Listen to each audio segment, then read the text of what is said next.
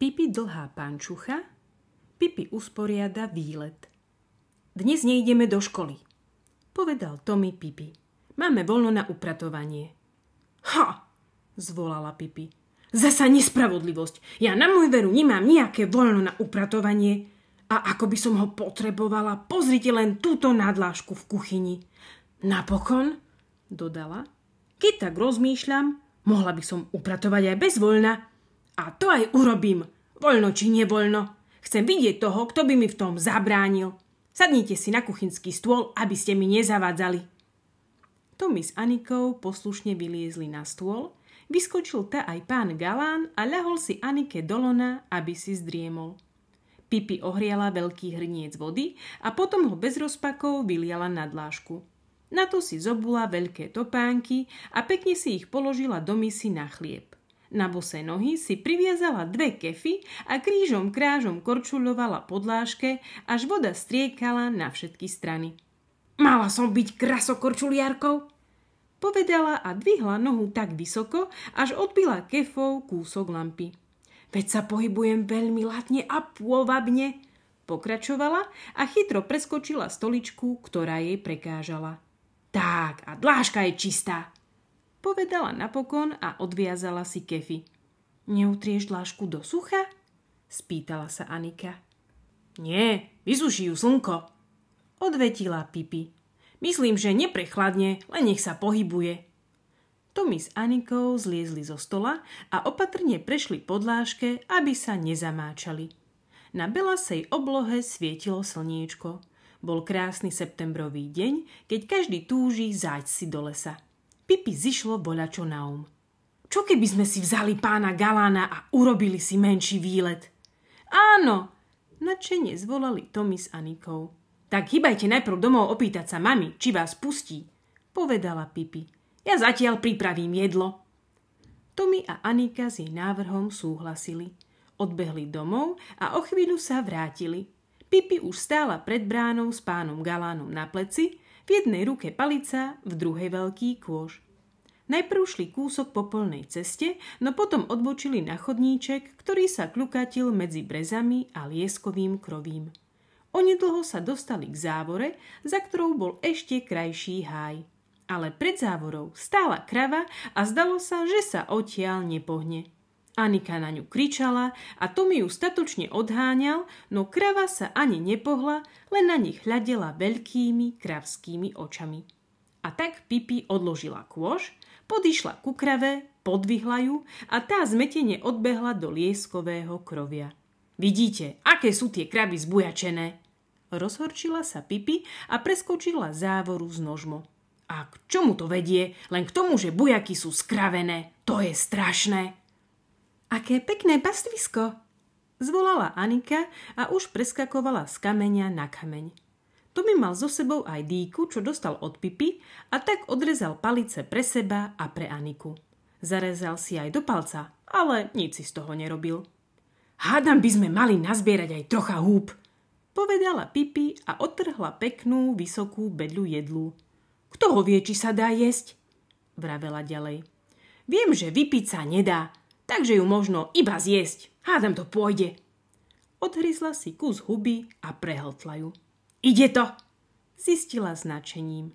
Ale vypražíme si ju inokedy, povedala a vyhodila hubu vysoko k vrchovcom stromov. Pipi, čo máš v koši? Spýtala sa Anika. Voľačo dobré? Nepoviem ani za 1000 korún, zariekala sa Pipi. Najprv si musíme nájsť dobré miestečko, kde sa rozložíme. Deti začali horlivo hľadať. Anika našla veľký plochý kameň, ktorý sa jej zdal vhodný, lenže sa priam hemžil červenými mravcami. U nich nebudem sedieť, s nimi sa nekamarátim, namietala Pipi. Pravda, oni aj štípu, súhlasil Tommy. Ak ťa uštipnú, uštipni ich aj ty, poradila mu Pipi. Potom zazrel Tommy malú polianku medzi lieskovými kríkmi a navrhol, aby sa tam rozložili. Nie, tam nie je dosť slnka na moje pehy, namietla Pipi. A mne sa pehy páčia. O kúsok ďalej bol malý kopček, na ktorý sa dalo ľahko a pohodlne vyliesť. A na kopčeku bola malá slnečná plošinka, celkom ako balkón. Tam si sadli. Teraz zatvorte oči, kým prestriem, prikázala Pipi. Tommy s Anikou zatvorili oči a počuli, ako Pipi otvára kôš a šuchoce papierom. 1, 2, 19, otvorte oči, povedala napokon Pipi. A veru mali na čo pozerať. Až zhýkli od nadšenia, koľko maškrt Pipi vyložila. Boli tu výborné maslové chlebíky s fašírkou a šunkou, celá hrba pocukrovaných palaciniek, niekoľko malých hnedých párkov a 3 ananásové pudingy. Veď Pipi sa naučila variť od kuchára na oteckovej lodi. Joj, to je krásne upratovanie, zvolal Tommy s ústami plnými palaciniek. Tak by som vydržal upratovať každý deň. Teda, aby si vedel, povedala Pipi. Taká zdivená do upratovania nie som. Je to zábavné naozaj, ale nie každý deň. To by bola otrava. Napokon sa deti tak najedli, že sa ledva vládali pohnúť a spokojne odpočívali na slniečku. Kto vie, či by sa dalo lietať? Uvažovala Pipi a zasnene pozrela dolu z plošinky. Kopček bol dosť vysoký a strmo sa zvažoval nadol. Nadol by sme sa lietať naučili ľahko, vravela ďalej. Stola nahor by to iste bolo ťažšie. Na začiatok to môžeme skúsiť z toho ľahšieho konca. Veru, že to sprobujem. Nie, Pipi, zvolali naraz Tommy s Anikou. Ach, Pipi, nerob to. Ale Pipi už stála na okraji svahu. Leď, škaredá mucha, leď, a škaredá mucha letela. Vravela a práve keď povedala letela, dvihla ruky a skočila do prázdna. O pol sekundy sa ozvalo buchnutie. To Pipi dopadla na zem. Tommy s Anikou ležali dolu značky a s hrôzou na ňu hľadeli. Pipi vstala a utierala si kolená. Zabudla som trepotať krídlami, zvolala veselo. A okrem toho mám v bruchu priveľa palaciniek. Práve v tej chvíli si deti všimli, že pán Galán zmizol. Zrejme si urobil výlet na vlastnú päsť. Spomenuli si, že ho naposledy videli, ako si spokojne sedí a obhríza kôž na jedlo, ale pri Pipinom leteckom cvičení na neho zabudli. A je preč. Pipi sa tak nazlostila, že šmarila jednu topánku do veľkej, hlbokej mláky. Človek by nemal brávať na výlet opice, rozčuľovala sa. Pán Galán mal zostať doma ískať srsť koňovi, iné si nezaslúži. Vravela ďalej a pritom vliezla do mláky po topánku. Voda jej siahala po pás. Keď už som tu, mohla by som si aj umyť vlasy, povedala Pipi a ponorila si do vody aj hlavu na takú dlhú chvíľu, až vyšli na hladinu bubliny. No, teraz aspoň nemusím ísť do kaderníctva, pokračovala spokojne, keď konečne vynorila hlavu. Vyliezla z mláky a obula si topánky. Potom išli hľadať pána Galána. Počúvajte, ako to čľapká, keď idem, zasmiala sa Pipi. Šaty vravia čľap, čľap a topánky čr, čr. Je to naozaj na popukanie. Aj ty by si to mala sprobovať. Nabádala Aniku, ktorá mala ružové šaty, biele topánky a hodvábne vlásky skrútené do lokní. Inokedy, odpovedala uvážlivá Anika. Šli ďalej. A potom sa nemám hnevať na pána Galána, vravela Pipi. To mi robí vždy. Raz mi utiekol aj v Surabaji a prijal miesto sluhu u starej vdovy. Pravda, to posledné je lož, dodala po malej prestávke. Tommy navrhol, aby hľadali každý iným smerom. Anika sa trocha bála a spočiatku nechcela, ale Tommy jej povedal. Ty si tuším zbabela. Pravda, takú potupu Anika nezniesla. A tak šli každý iným smerom. Tommy sa dostal na lúku.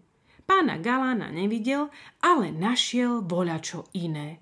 Býka.